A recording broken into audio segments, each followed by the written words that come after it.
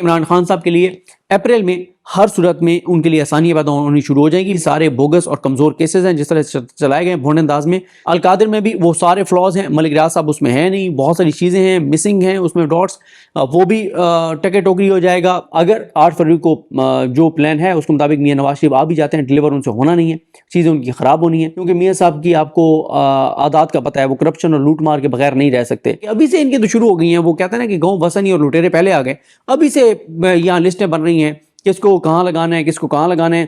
ان کے عمران خان کی حکومت بھی آ جائے, پی ٹی آئی کی بھی حکومت آ جائے, اس وقت وہ بڑا مشکل ہے اس انوائرمنٹ میں ڈیلیور کرنا. اگر کوئی یہ سمجھتا ہے کہ پاکستان جو ہے وہ چوروں ڈاکوؤں اور لٹیروں کے ذریعے بہتری کی طرف جائے گا, تو یہ بہرحال مجھے تو کوئی اس پہ کوئی امید نہیں ہے. بہت ہی زیادہ کرائسس والا یہ ٹائم ہوگا, اس میں اگر میاں نواز شریف جس ذلت کے ساتھ آ رہے ہیں اور عوام بھی ساتھ نہیں ہے تو وہ کیسے ڈیلیور کریں گے.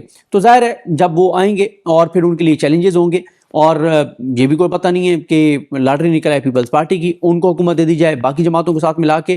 اور پھر اس میں جو ایک اور بھی اس کا پہلو ہے کہ ساری گیم کیسے بدل سکتی ہے, اس پہ الگ سے بات کریں گے. وہ ایک بڑا ایک ذرا اس پہ ڈیٹیل سے بات کریں گے کہ وہ ایک اور معاملہ سپریم کورٹ آ رہا ہے, اور وہ بڑا گیم چینجر, وہ بھی فیصلہ جو ہے وہ ثابت ہو سکتا ہے وہ جو سپریم کورٹ میں معاملہ آ رہا ہے.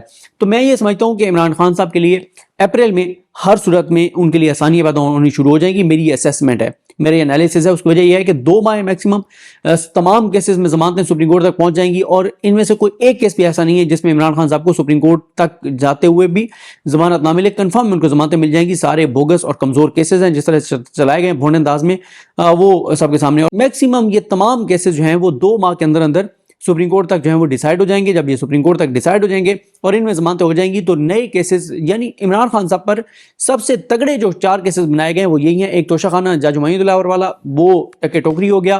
سائفر والا یہ ٹکے ٹوکری ہو جائے گا. 2 جو اور کیسز ہیں وہ توشہ خانہ جو نیب ریفرنس ہے, اور القادر میں بھی وہ سارے فلاز ہیں, ملک ریاض صاحب اس میں ہیں نہیں, بہت ساری چیزیں ہیں مسنگ ہیں اس میں ڈاٹس, وہ بھی ٹکے ٹوکری ہو جائے گا. یہ جو کیس ہے جس میں 1 کروڑ اور 80 لاکھ کا گفٹ تھا, اور عمران خان صاحب نے جو ہے وہ توشہ خانے سے 90 لاکھ روپے لے کر اور وہ گفٹ لے لیا تھا, لیکن اس کے بعد جو کیس بنایا گیا ہے وہ بنایا گیا ہے کہ نہیں, یہ 1 کروڑ 80 لاکھ کا گفٹ نہیں تھا, یہ 3 ارب اور 16 کروڑ کا گفٹ تھا. اور عمران خان نے 3 ارب اور 14 کروڑ جو ہیں وہ کم پیسے دیے ہیں.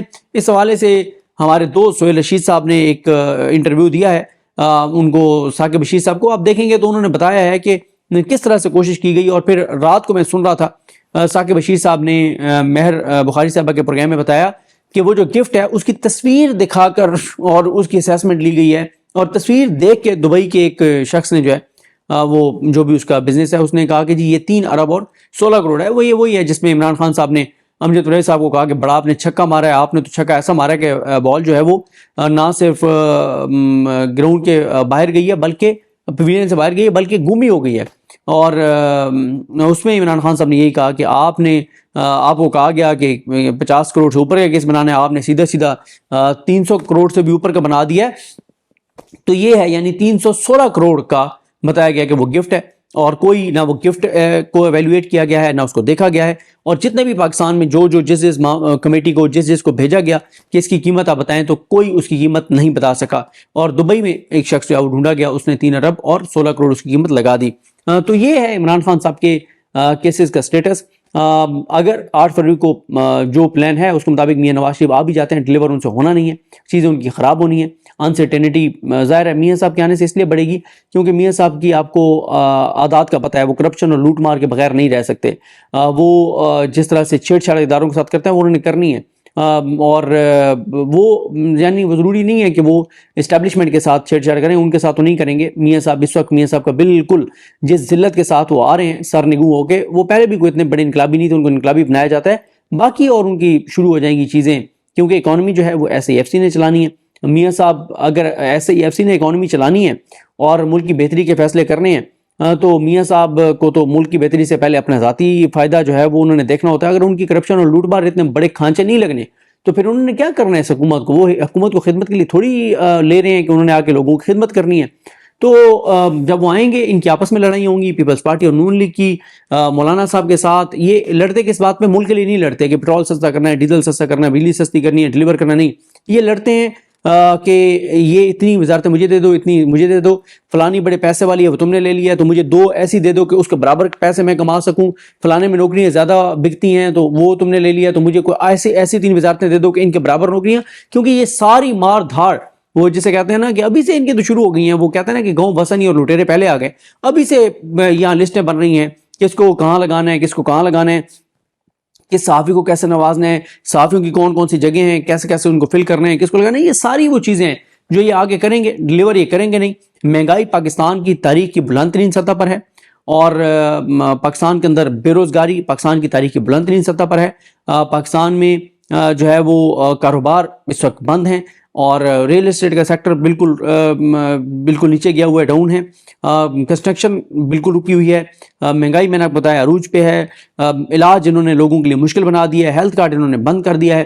تو کوئی مطلب بڑا مشکل ہوگا جو بھی حکومت آئے گی. ایون کہ عمران خان کی حکومت بھی آ جائے، پی ٹی آئی کی بھی حکومت آ جائے، اس وقت وہ بڑا مشکل ہے اس انوائرمنٹ میں ڈیلیور کرنا، جب ظاہر ہے عمران خان کے اداروں کے ساتھ معاملات بہت ہی زیادہ یعنی خراب ہیں. تو پی ٹی آئی کی حکومت آ بھی جائے تو ان کے لیے جو ہے وہ بڑا مشکل ہے. تو میں تو یہ سمجھتا ہوں کہ ایک بار میاں صاحب آ ہی جائیں 8 فروری کو، تاکہ آ کے جو انہوں نے کرنا ہے وہ کر لیں. کیونکہ یہ میں آپ کو بتا رہا ہوں کہ جو بھی حکومت 8 فروری کو یہ minus P T I minus Imran Khan جو بھی حکومت آئے گی وہ 6-8 ماہ سے زیادہ نہیں نکال سکے گی. ان کے بس کی یہ بات نہیں ہے. اور لوگ جو ہے وہ بالکل لوگوں کے صبر کا پیمانہ لبریز ہو گیا ہے، اور جو بھی حکومت آئے گی اس کو پہلے دن سے ڈیلیور کرنا پڑے گا، ورنہ اس کے لیے بڑی مشکلات ہیں. تو یہ ہے، میں یہ سمجھتا ہوں کہ 8 فروری ہر صورت میں عمران خان کے لیے جو ہے وہ گیم چینجر دن ہوگا.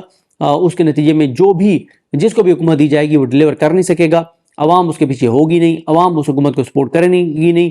اور عوام کے اندر اگر میاں نواز شریف بن جاتے ہیں تو مایوسی بہرحال عوام کے اندر بہت زیادہ بڑھے گی. اور پہلے ہی آپ دیکھیں کہ لاکھوں لوگ پاکستان سے جا چکے ہیں، لاکھوں کروڑوں پاکستان سے جانا چاہتے ہیں. ہمارا ملک ہے، انشاءاللہ ایک وقت آئے گا، اللہ تعالیٰ کرم کرے گا، پاکستان بہتری کی طرف جائے گا. لیکن اگر کوئی یہ سمجھتا ہے کہ پاکستان جو ہے وہ چوروں ڈاکوں اور لٹیروں کے ذریعے بہتری کی طرف جائے گا، تو یہ بہرحال مجھے تو کوئی اس پہ کوئی امید نہیں ہے کہ ان چوروں ڈاکوں اور لٹیروں کے ذریعے ملک بہتری کی طرف جائے گا. ایسا ممکن نہیں ہے.